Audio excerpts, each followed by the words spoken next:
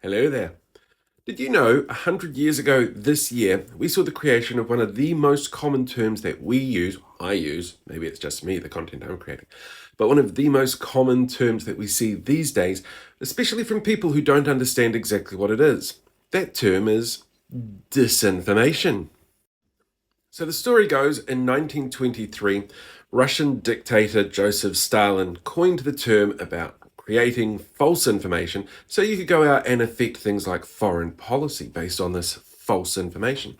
He knew it would have very wide-ranging effects and it could be very, very useful in the wrong hands, like his. And as you know, nowadays, disinformation is very, very common. So the etymology of the term is actually really interesting as well.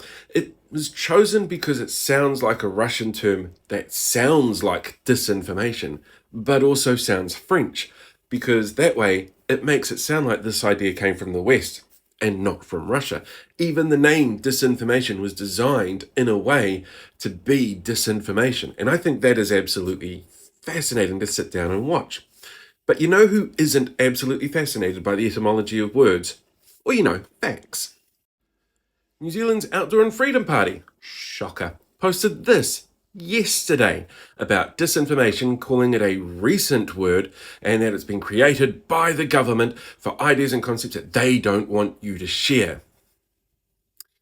And there's two really interesting options here. Either this is very deliberately incorrect, giving you an example of disinformation at work, or this is very accidentally incorrect because they're idiots who don't know how to do a basic fucking Google search, in which case they're giving you an example of misinformation using disinformation as an example. It is out of it.